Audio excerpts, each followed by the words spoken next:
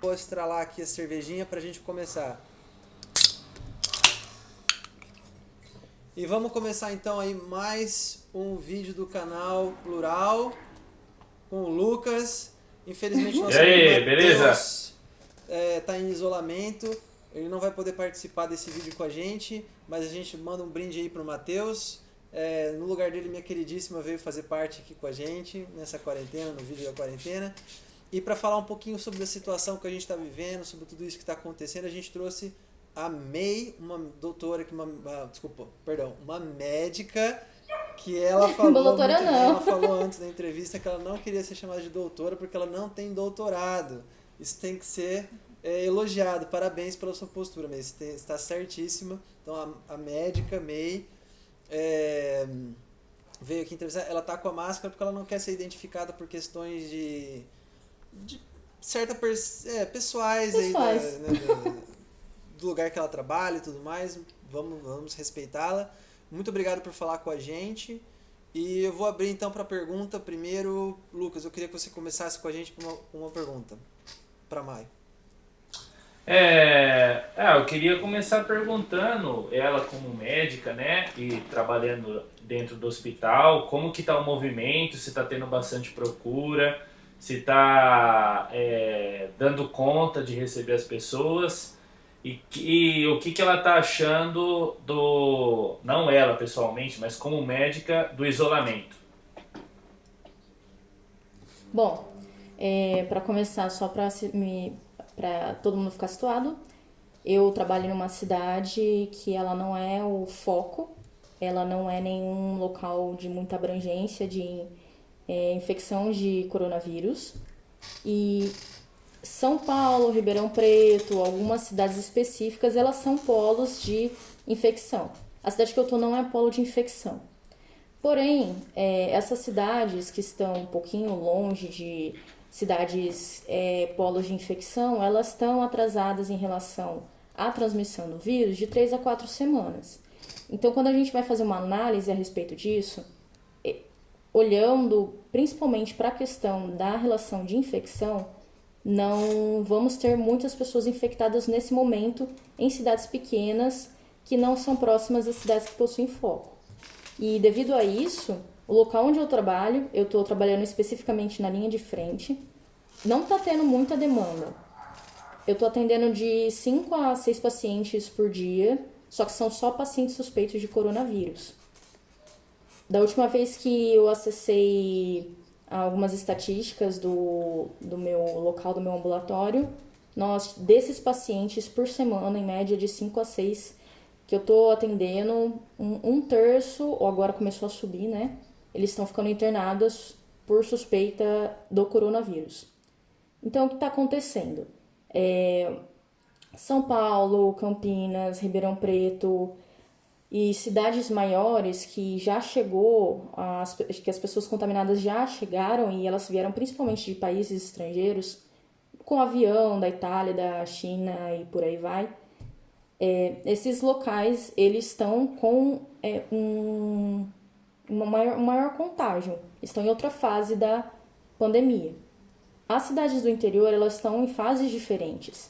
Então, o atraso em relação a isso é de 4 a 3 semanas. Se você pensar como você estava, você que mora em São Paulo ou em outra cidade grande que está sendo um polo de infecção, se você pensar de 4 a 3 semanas atrás, a gente não estava muito preocupado com isso. A gente estava começando a quarentena, a gente estava se iniciando em relação à preparação e tomando alguns cuidados.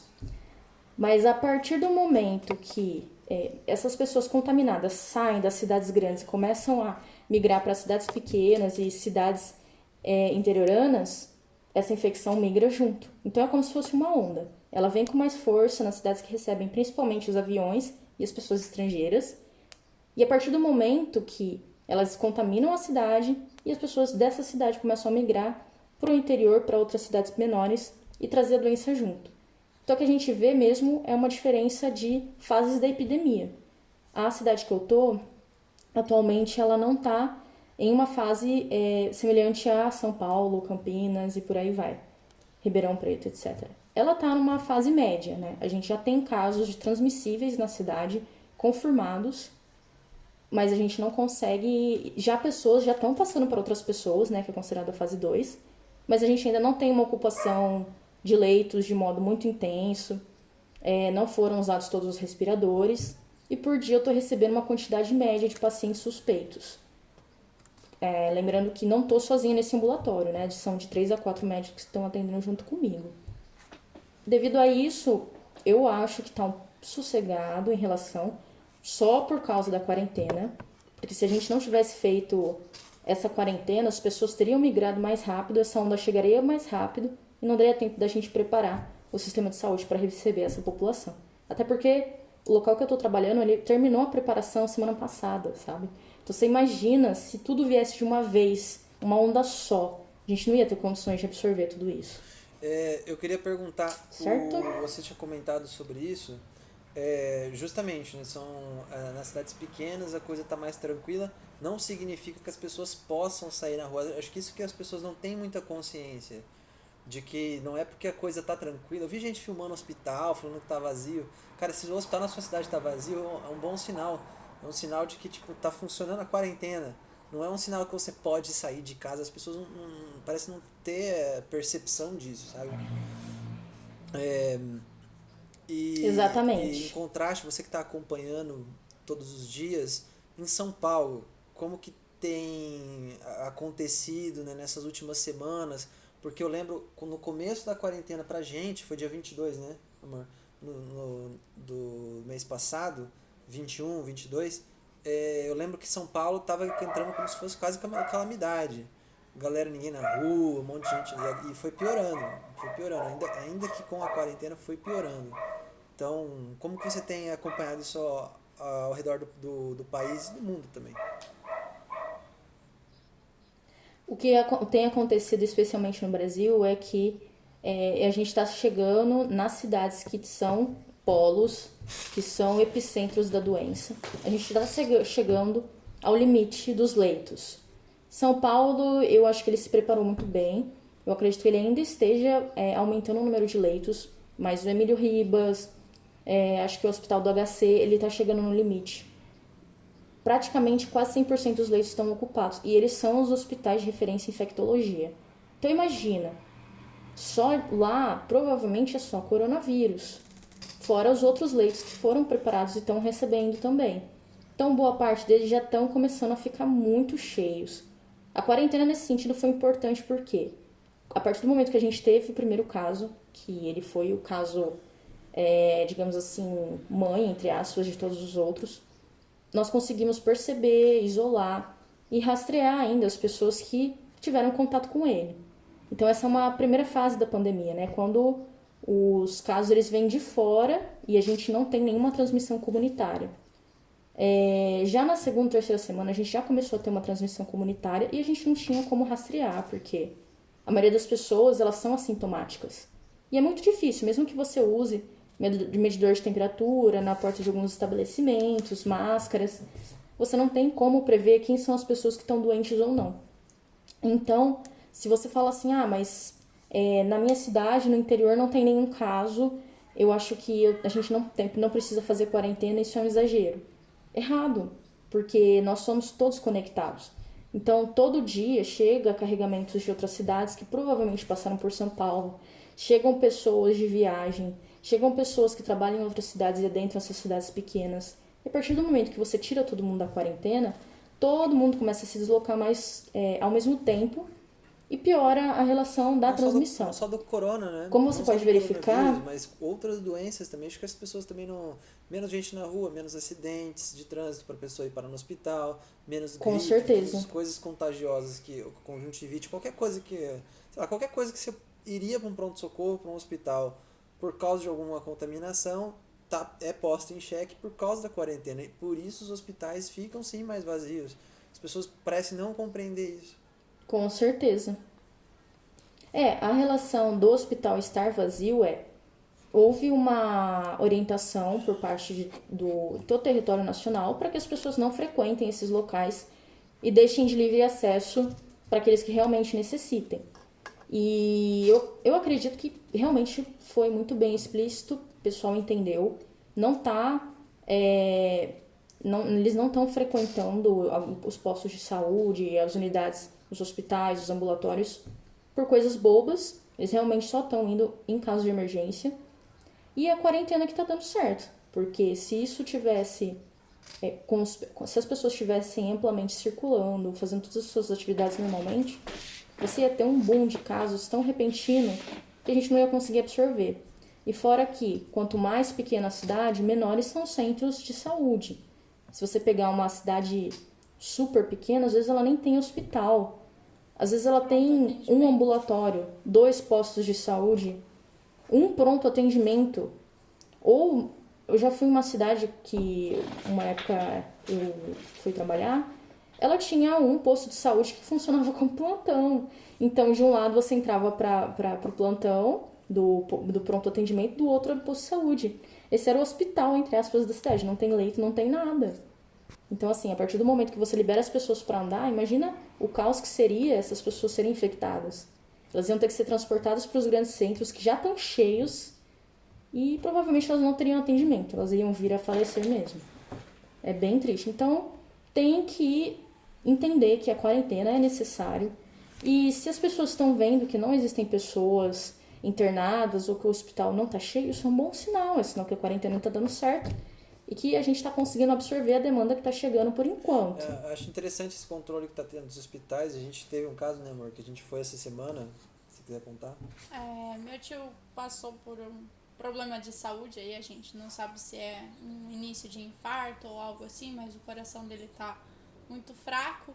E lá na minha cidade é uma cidade muito pequena também, então tem um pronto atendimento e 2 postos de saúde, e é isso.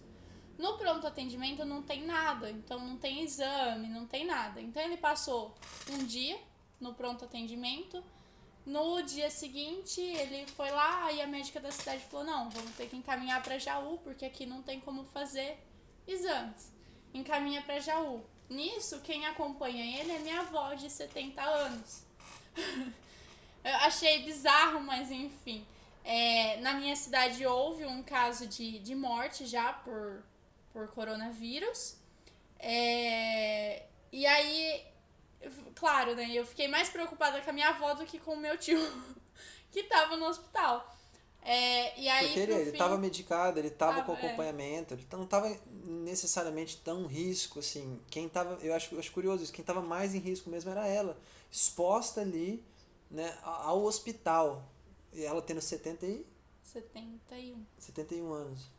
E aí, pro fim, aí a gente descobriu que o hospital não deixaram ela e a minha tia entrar, né?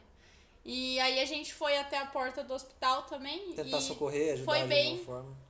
Foi bem tranquilo. Foi tipo assim... deu pra perceber que lá era também um pronto atendimento, mas é o pronto atendimento da Santa Casa de Jaú, que recebe várias cidades vizinhas e tal. É uma referência da região. E o que eu pude perceber que o hospital infantil, o pronto atendimento infantil da Santa Casa estava praticamente fechado. Eu não sei se tinha crianças internadas, mas na frente, na recepção, não tinha ninguém. E dentro também do pronto atendimento adulto também era só o guarda lá na frente e o restante tudo para fora aguardando, ou os pacientes dentro no atendimento em si. Foi assim, bem controlado. Até que eu fiquei sossegada, enfim. Meu tio tá bem. Foi pra casa, agora vai fazer mais exames, mas enfim. É isso aí. Mas foi bom saber que o hospital tá atento a essas coisas, idosos. Tem um cachorro latindo. Foi bom saber que o hospital tá atento. Perto de casa. Eu tô ouvindo aqui, né? A galera no vídeo não vai ouvir. Vai ouvir o meu áudio só. Que os hospitais estão atentos, né? As pessoas de idade que tem que acompanhar alguém não estão deixando entrar. Por mais que seja, eu entendo que a pessoa fique, né, com o coração na mão, do ente querido tá no hospital e tal, mas as pessoas têm que entender. E acho que até houve uma certa percepção disso pelas pessoas mesmo que estavam ali na frente do hospital. elas estavam espaçadas, elas estavam respeitando uma certa distância, então bom saber que pelo menos as pessoas estão um pouquinho ligadas nesse sentido, estão respeitando um certo distanciamento, apesar de que muitas pessoas não estão respeitando a quarentena, um certo distanciamento, o uso de álcool gel pelo menos está sendo respeitado. Lucas, Sim. pergunte. Cara, nem é tanto pergunta, eu só queria fazer uma observação, assim. Obviamente que saúde é importante, sabe? Só que, sei lá, eu penso daqui a alguns meses, tal, como que vai estar o país, não só em saúde, mas em vários outros aspectos, economia, sabe? Eu tenho um monte de amigo que é até assunto de saúde isso, né? Que o psicológico tá super mega abalado, até eu tô um pouco, querendo ou não, sabe? Eu fico pensando como que vai estar daqui a um tempo. Só que também eu penso, né? Teve um dia que a Letícia falou, a Letícia aí do Luiz, falou que nesses momentos a gente tem que pensar, pô, ter a saúde é mais importante do que ter o emprego. Ninguém vai trabalhar morto, saca? Acho que tem que ter um pouco dessa percepção. Mas mesmo assim, né, meu, a gente fica pensando nisso, se amanhã a gente vai acordar com emprego, se não vai acordar com emprego. Eu penso muito nisso, sabe? E é foda, cara. Eu acho que no momento... É uma realidade que a gente tá vivendo. Sim, e eu acho o seguinte, tá vindo um monstro aí que a gente nunca viu, assim, economicamente falando também, sabe? Vai ter muito, sei lá, desemprego, esse tipo de coisa. E é importante também que as pessoas cuidem da sua saúde mental, né? A gente sabe como se prevenir do coronavírus, tudo mais, mas tem muitas pessoas em casa que talvez estejam assistindo isso agora que tá assim com menos canto da parede, saca? De nervoso. E é foda, cara. Eu me pego de vez em quando assim, sabe? Fechado dentro de casa, sem poder fazer nada, tal. Não só em lazer, mas tipo, você vai no mercado, você fica preocupado. Você cumprimenta alguém, você fica preocupado. De vez em quando a gente até esquece, estende a mão pra alguém e tal, né? E é isso, só queria fazer essa observação. Dar um beijinho, apertar a mão, aí você... Opa, não, peraí, aí dá o cotovelinho. Sim, cara. Cumprimenta com o cotovelo, né? Dá um toquinho Mas de tem uma pé. coisa, eu não sei se você ouviu falar disso, porque eu fiquei sabendo por causa da minha irmã, que mora no Paraná, em Londrina, que lá no Paraná eles estão levantando a quarentena, eles estão acabando. Já voltou a indústria, ela voltou a trabalhar, e é para abrir a partir de segunda-feira o comércio. Então, o que acontece? No país foi dado livre, digamos assim, foi dado uma livre escolha para os nossos governadores para eles acabarem tocando essa situação do medo que eles acharem mais necessário. Isso, querendo ou não, o estado de quarentena e tudo que a gente está vivendo também vai depender muito de como é o sistema de saúde da região. Vamos supor, se é uma região rica, que consegue absorver, que consegue fazer vários testes para ver quem é suscetível e quem é contaminado, né, e quem já adquiriu imunidade. E às vezes também tem uma certa análise do sistema de saúde, né? Então, se eu olhar agora para o meu sistema de saúde e falar assim, né, tô falando assim, mas da minha região, né? Será que eu tô conseguindo absorver os casos? Ah, não, eu tô conseguindo absorver os casos super bem. Os leitos não estão ocupados, eles estão vagos e não estão chegando novos casos agora. Então, você abre os portões aos poucos para que essa sociedade volte a frequentar e realizar suas atividades laborativas. Eu não sei ao certo o que está acontecendo nessa região. Eu realmente desconheço algumas pesquisas. De certa forma, o poder econômico, né, as pessoas que trabalham muito com essa parte, eles fazem muita pressão para abrirem e voltarem às atividades normalmente. É uma situação difícil, porque eu sei que as pessoas precisam trabalhar, eu sei que as pessoas precisam ter o ganha-pão, elas precisam ter o pagamento e fazer de tudo para conseguirem, né, sobreviver nesse momento difícil, mas a gente precisa segurar o máximo possível e agora não é o momento para pensar em lucro. Se você é uma pessoa que tem uma fábrica, se você é uma pessoa que tem alguma atividade econômica e tá com as suas contas em dia e já tá com tudo tranquilo, é o momento de você começar a pensar em ajudar as pessoas que estão trabalhando para você. E isso é um diferencial, né? Na verdade, é uma coisa que a nossa cultura não está muito acostumada. Tanto da parte da quarentena, quanto da parte de cuidar também dos seus próprios funcionários, né? A maioria das pessoas que elas têm fábricas, que têm comércio, elas usam como se fosse um objeto, né? Elas contratam as pessoas, usam aquela mão de obra até 1 de 10, esgotam aquilo e jogam fora. Mas assim, lembrando, estou falando isso de uma grande maioria, seguindo o sistema capitalista. Quando a gente fala aquela criança que não quer tomar o xarope porque tem gosto ruim, ai, não quero. Filho, quanto mais cedo você tomar o xarope, é o xarope nosso de gosto ruim. Mais cedo Exatamente. Você vai sarar. Caramba. Quanto mais cedo você conseguir fazer sua quarentena de modo adequado, mais a gente vai conseguir deixar esses leitos livres e mais a gente vai conseguir liberar a população aos poucos para voltar nas suas atividades. Não vai ter como a gente liberar todo mundo de uma vez. Não vai ter como a gente virar e falar assim, não, vamos abrir os portões, todo mundo amanhã vai voltar tudo ao normal. Não existe mais isso. E isso é muito difícil de entender. Eu falo que acho que o povo brasileiro está numa fase de negação, sabe? Eles estão negando que mudou, mas mudou, gente. Temos que nos adaptar em relação a isso. E essa é a palavra da vez, adaptação. É igual o snap do Thanos, né?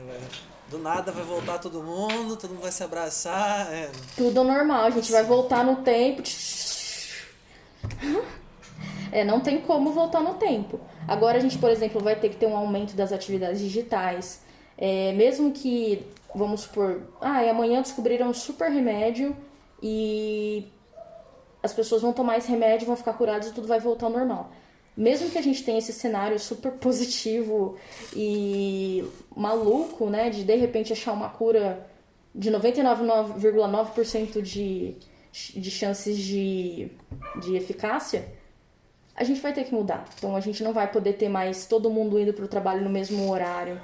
A gente não vai poder mais aceitar esse sistema de saúde que está sendo sucateado. Não vamos poder mais aceitar essas atividades econômicas que utilizam o trabalhador como se fosse uma peça e não como ser humano. Porque tudo isso adoece a população como um todo. E o certo é a gente virar a cara e falar assim, poxa vida, isso não pode continuar do jeito que tá, a gente vai precisar mudar, porque se vier uma próxima vez, a gente já tá preparado e a gente consegue sair dessa. Exatamente. A gente tem que mudar nosso estilo de vida. Então, a gente precisa aprender e tirar o melhor disso desse momento. Vai ser difícil, a gente vai ter que se adaptar, né? Mas eu acredito que ajudando um ao outro e a gente vai conseguir ir pra frente sim, mas tem que ter essa mentalidade. Agora não é hora de ter o lucro, não é hora de pensar nos benefícios da empresa, é hora de pensar na sua família, de pensar nas pessoas que você ama, das pessoas que trabalharam pra você, porque querendo ou não você cria também laços com essa, eu espero, né? Pra que a gente possa se unir e sair dessa juntos, porque querendo ou não, se você também for pensar, vai ser uma crise econômica mundial. Então, mesmo que você exporte, importe, ou seja o que for, o mundo vai, inteiro tá vai passando. ter, não vai ter como. Não é Brasil, gente, é mundial. Então, é uma situação bizarra mesmo. A mesmo. situação econômica, acho que não vai só ser aqui o problema, vai ser mundial e não tem como consertar isso agora. Mas isso exatamente. Preparo, né? Acho que essa forma de preparar, essa forma de governar, talvez, né? Que tenha que mudar e preparar para tudo isso, porque a Itália mesmo, a gente fala assim, pô, e a economia de lá? Vai acontecer o quê? Morreu 8 mil pessoas? Sim, é aquela coisa... 8 milhões. Não, 8 milhões não. 8 milhões é quase a população. 8 milhões é a Itália inteira. É a Itália inteira, quase. Não, mas morreu muita gente, eu não lembro agora o número exato, mas morreu nos lugares que morreu mais. 15. Chegaram. Tava acontecendo algum dos casos em alguns dos países aqui perto também, que a galera tava deixando corpo morto na rua. Eu vi os vídeos. Colômbia. Isso, no Equador. No Equador. E na. Essa situação serve de exemplo pra gente, na verdade. Por quê? Não é só isso. Lá é uma cidade pequena, é uma cidade do Equador que ocorreu isso. Eles têm um sistema funerário pequeno e é uma cidade que a região tem como se fosse um sistema público de saúde precário. Então, a gente fala, mas tá lá no Equador, né? Não vai chegar aqui. Mas, poxa, se você tem uma cidade pequena que tem um coveiro para a cidade inteira, que é muito normal dentro do Brasil, que não está preparado. E normalmente essa cidade tem um posto de saúde que também funciona de UPA. Gente, não tá muito longe da nossa realidade. A gente pode vir isso acontecer. Sabe? É muito, muita loucura. A noção de como a sociedade realmente funciona como uma engrenagem. São os hospitais que nesse momento estão mais vazios porque as pessoas estão em quarentena, porque elas não estão se arriscando, não estão saindo nas ruas. E se tivesse, os hospitais estariam lotados, as pessoas morreriam, o sistema funerário não teria capacidade de socorrer todas essas pessoas, teriam que cavar valas como estavam fazendo em Nova York. As pessoas não entendem que uma coisa leva a outra, é um efeito borboleta gigante.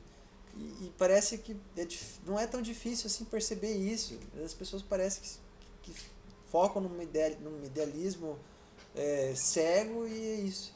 E acabou. Eu ainda acredito que a gente está em negação. Talvez, só talvez, as pessoas agora comecem a prestar atenção no que está acontecendo e a ficha comece a cair, sabe? Porque agora elas vão começar a perceber, nossa, tá muito mais próximo, porque as pessoas vão começar, infelizmente, né, a falecer. E vai estar muito próximo delas, vão falar, nossa, o primo do meu amigo faleceu de coronavírus. Eles vão ficar, como assim? Faleceu de coronavírus? Não achei que era tão próximo. E aí vai começar a cair a ficha, né? Encerrar, mas eu não gostaria que isso acontecesse. Encerrar, né? Por esse método ruim. Do jeito difícil, né? Eu queria perguntar para você dessa troca política que aconteceu essa semana do Mandetta, né? Para mim, na minha visão, foi uma manobra política, né? Dele se afastar para ele sair bem na fita, de certa forma, mas também porque havia muito atrito entre o presidente e o Mandetta, e a entrada desse novo ministro da Saúde. Eu queria a sua perspectiva sobre isso. Bom, minha perspectiva vai ser pessoal, eu não tenho muito conhecimento econômico e político em relação a isso. E é mais ou menos, acho que, uma percepção médica, né, do assunto, porque a gente conhece mais ou menos os perfis. Lendo um pouco a respeito desse novo ministro, a gente percebe que ele é mais, na verdade, um administrador do que um médico, né? Porque pouco se sabe da atuação dele diretamente com os pacientes. E ele tem uma atuação zero também no sistema público de saúde. Eu acho que ele foi um CEO de uma empresa de pacientes que possuíam câncer, né? Pacientes oncológicos. E ele também... Isso, ele também criou uma sociedade, né? Para que as pessoas tivessem esse atendimento de luxo, se eu não me engano. Não achei nada a respeito dele na atuação do SUS, posso estar errado, às vezes ele pode ter atuado de alguma forma, né, com o SUS, mas o papel dele me parece mais administrativo, econômico, e ele me parece estar mais alinhado, não alinhado, mas ele está mais apto a ceder, né, porque o Mandetta não cedia, ceder ao presidente, né, o Mandetta não cedia, né, então eu acredito que isso tenha sido uma das principais consequências, uma das principais causas que levou a essas consequências dele ser demitido. Outra também que eu prestei um pouco atenção, mas eu também não posso discorrer muito a respeito disso, era em relação ao Mandetta também estar se posicionando politicamente, está se vangloriando de muitos atos, querendo se aparecer para talvez fazer uma propaganda política, né, de si mesmo, do partido, e isso para a própria campanha. Eu sou contra também, eu acho que esse não era o momento, ele meio que caiu do cavalo, mas não sei, talvez ele já soubesse, né, que ele ia ser despedido, e ele chutou o balde mesmo, falou, bom, já que eu tô fora, eu vou aproveitar essas últimas semanas e vou fazer o auê, e deu no que deu. Um pouco de cada coisa. Mas acho que uma mistura de tudo, porque ele tava indo até assim... Até o momento ele estava contido, né? De repente, ele despirocou de um jeito muito maluco, do nada. Aí eu falo assim, bom, eu acho que ele já sabia que ele ia ser despedido. Até já via, o pessoal já via dando alguns sinais, né? Vai despedir Mandetta, não, é mentira, não. Então, a partir desse momento que começou a surgir esse boato, ele despirocou geral e começou a dar entrevistas, começou a questionar, né, o presidente, a se posicionar politicamente em relação a isso. Para mim, o papel do ministro da Saúde tem que ser em relação à saúde. Eu tô fazendo esse trabalho em relação à saúde, Se o presidente pensa dessa maneira, ele pode pensar, ele é uma pessoa que pode pensar, ele pode pensar e estar errado, né? Você tem o direito de estar errado. Então eu acredito que ele poderia ter sido, digamos assim, ter ignorado, né? Sido ignorado mesmo em relação ao presidente para tentar fazer o trabalho dele. Mas eu não sei até que ponto o Bolsonaro começou a exigir deles outras medidas. O legal é que ele conseguiu segurar bem. O Mandetta também tem as minhas críticas. Ele era muito alinhado em relação ao sistema particular de saúde. E a gente sabe que ele participou também de vários... participou não, ele andou dando um desmonte. Ele deu um desmonte aí na saúde pública.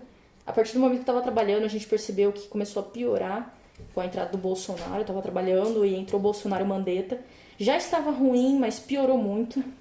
A gente percebeu que estava havendo um desmonte e estava sendo direcionado mais uma visão maior para as entidades particulares. Mas com esse, digamos assim, esse processo, né, com o aparecimento do coronavírus, né, com o aparecimento da pandemia, epidemia, ele começou a valorizar mais, né, o sistema de saúde, porque não tem como você se apoiar no particular e tentar resolver uma situação dessa. E ele começou a voltar atrás em muitas questões, né, então ele estava tentando fazer com que os mais médicos acabassem, ele começou a permitir a volta dos mais médicos, começou a se flexibilizar mais, começou a ter mais investimento em saúde pública. Então, assim, eu acredito mesmo que ele tenha visto a importância do sistema de saúde, né, público, no caso, a importância do SUS. Por um cubano, quando eu tava em... Qual que era o nome da cidade lá, mano? Da minha prima? Balsa Nova, uma micro cidadezinha lá no Paraná.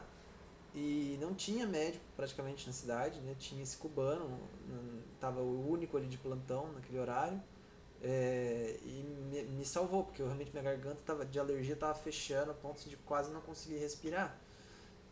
Então foi graças a Deus esse cara tava lá, senão eu teria que dirigir 1 hora e pouco até Curitiba para poder realmente passar no hospital, né? Até entrar na cidade e tudo mais, 1 hora e meia, ia ser um sufoco. Como você tem visto isso nesse momento? Porque eles foram retirados do país, né? Sim. Eu tinha muitos colegas cubanos, eu atuei na saúde da família também. Eu gostava muito deles, eles eram muito bem preparados. Eu não tenho realmente do que reclamar. E eles têm um preparo um pouco diferenciado, né, da nossa educação, porque eles estão prontos para agir em problemas sérios, né? Eles exportam médicos. Cuba, eles treinam esse pessoal, fazem essa faculdade específica deles e eles exportam seus profissionais.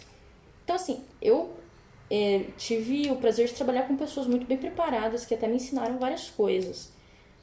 Mas é aquela coisa, né? Dentre todos os profissionais você vai encontrar pessoas ruins. Então, se às vezes alguém tinha alguma crítica a fazer ou acabou passando por um profissional cubano e não gostou, talvez ele não seja um profissional bom, talvez ele não tenha tanta empatia, mas isso acontece em toda a medicina do mundo inteiro e no Brasil também.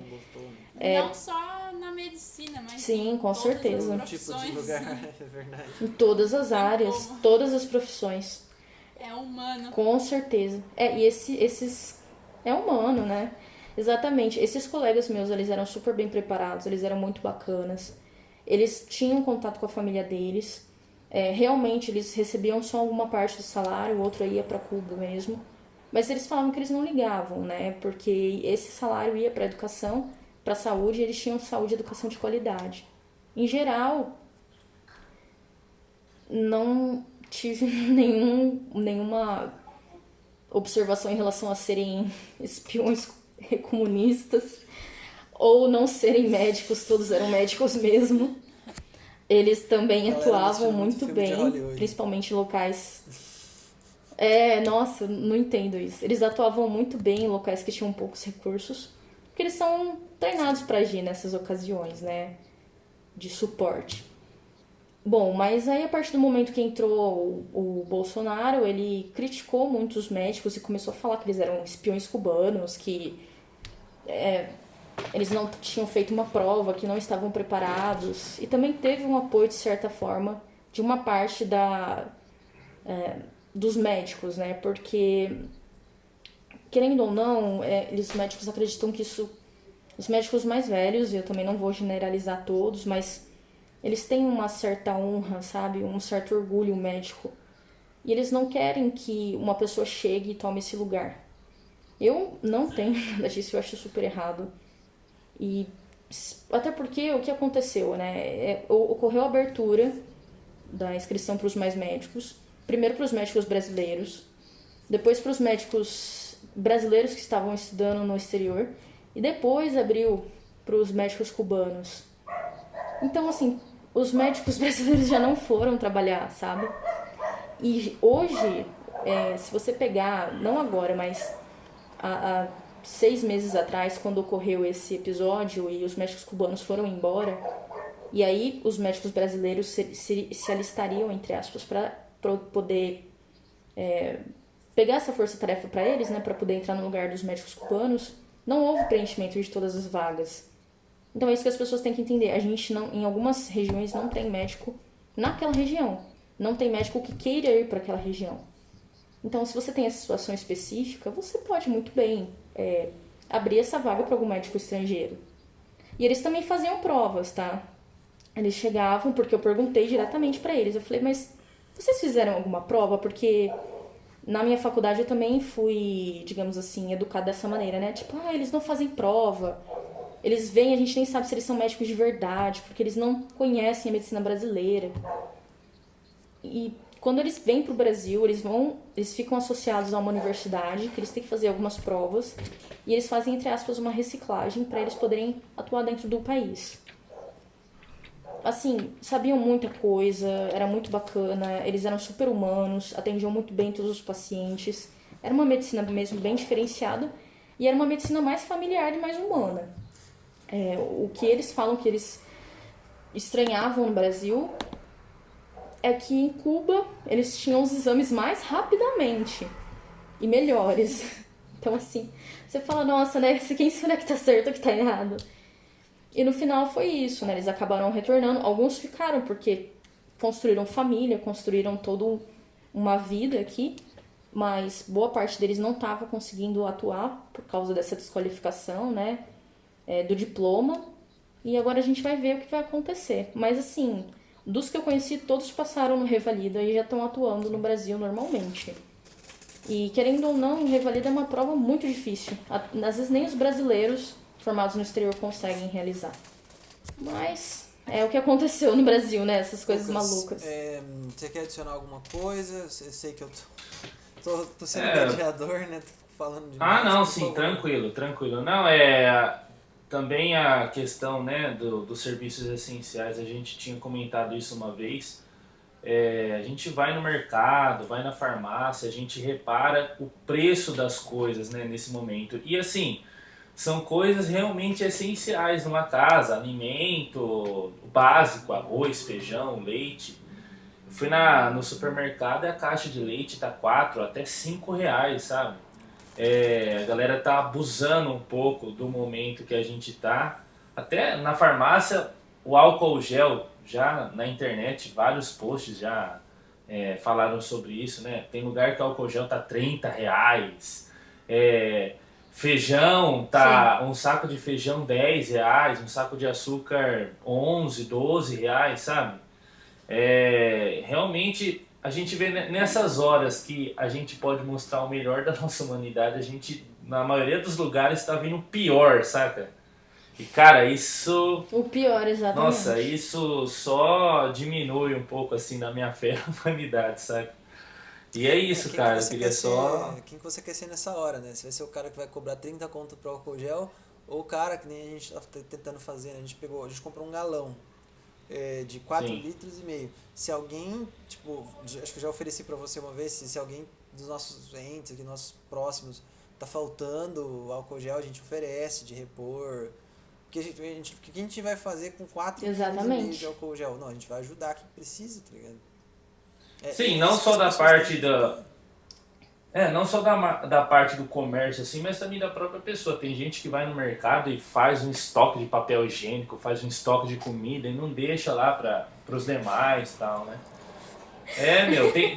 Cara, nojento, teve eu não uma- consigo entender até agora. Eu não consigo entender. Eu fui no mercado, tinha uma senhora com aqueles que vem, acho que 18, uns 5 desse no carrinho, sabe? E porra, haja bunda pra limpar, meu irmão. Mas beleza, né? Não, e é isso, cara. É isso que eu gostaria de dizer. E força aí pra galera, aproveita esse tempo, sei lá, pra ler um livro. Eu tô aproveitando bastante esse período, tô desenhando bastante umas coisas que eu nunca desenhei na minha vida. Legal. Me manda depois, eu quero ver esses desenhos. Postei no Instagram. Vou procurar depois. Sim, me meti, eu até falei com vocês aquela outra vez, meti até estudar mandarim, línguas. Não, tô fazendo muita Legal. coisa diferente, sabe? Pra ocupar o tempo e a cabeça, porque senão a gente fica maluco. É verdade. Aqui eu deixo um apelo, porque se você não estiver fazendo nada e você sabe costurar, costure máscara para as pessoas. Legal. Para entregar na rua, para entregar para o sistema de saúde. Se você puder comprar coisas, compre e puder sair, compre para as pessoas idosas que estão morando próximos a você. Ajude as pessoas que são grupos de risco, porque se você é saudável e não tem nenhum problema de saúde, você pode se dar ao luxo, né, de agir diretamente. Então, isso é uma coisa interessante de se fazer. E talvez, às vezes, até ligar para as pessoas, dar um amparo psicológico, ligue para os seus amigos, jogue pela internet junto com eles. Tenha uma vida muito saudável. Dentro de casa você pode fazer alguns exercícios. Adote alguns animaizinhos. Esse é o momento ideal para você adotar. Nada de cachorro. Né? Bastante gente. Sim, adote. Adote, porque aí você vai ter um cuidado, né? Você vai conseguir fazer o bem nesse momento, né? Então é uma coisa muito importante. Adotar uma planta pode ser também. Mas isso são coisas porque você cuidar de coisas faz com que você se sinta útil, né? O trabalho, ele faz isso com a gente. A gente trabalha, acostuma com aquele tipo de rotina. E a partir do momento que a gente é retirado, a gente se sente inútil, a gente acaba tendo problemas em relação a isso, muitas vezes psicológicos. Então a gente tem que fazer atividades que a gente se sinta útil de alguma maneira pra gente também não acabar caindo em uma depressão. E é isso, e ajude as pessoas. Se você for um patrão, ajude os seus funcionários. Respeite a quarentena, não vai começar a liberar a galera para trabalhar antes do tempo, porque isso pode prejudicar também o seu negócio. Imagina se 30% dos seus trabalhadores falecem, depois tem que fechar seu negócio, você não consegue nem reabrir depois. Além de uma multa violenta Então, que o cara vai tomar. É uma situação difícil, além de uma multa, exatamente. Então a gente tem que pensar em tudo isso. A quarentena vai ser mais tensa nos próximos 2 meses, né? Tinha uma galera falando assim, mas vai ficar até 2021. Não, gente, calma. Algumas pessoas estão fazendo análise do pior cenário possível. Se tudo der errado, se não acharem nenhuma medicação, aí eles fazem uma previsão de quando tudo isso vai voltar ao normal, entre aspas, que é quando você vai ter a vacina, né? E a vacina só vai estar pronta daqui 1 ano ou 2. Mas não adianta você querer pular etapas que não tem como. Se você liberar, você pode matar depois as pessoas. Mas não é isso que vai acontecer. A gente vai evoluindo aos poucos. A gente vai voltando aos poucos a um pouco de normalidade. Talvez nem tudo. Mas tem que ter paciência. Pelo menos esses 2 meses. Tem que respeitar. E fazer o máximo possível pra gente também ajudar o próximo, né? Ser gentil e pensar um pouco menos no lucro e mais na vida das pessoas. Maia, muito obrigado por falar com a gente. A gente encerra aqui então o nosso programa, nossa entrevista com a Maia pro canal do YouTube. Muito obrigado por participar aqui com a gente. Lucas, mais alguma coisa que você gostaria de acrescentar? Só isso, só falar pro pessoal aí compartilhar, que eu acho que esse tema agora é muito relevante, e curte, compartilha, dê atenção aos seus amigos e fique em casa. Um abraço, galera. Um abraço. Um beijo pra todo mundo. Tchau. Tchau, tchau. Tchau, tchau.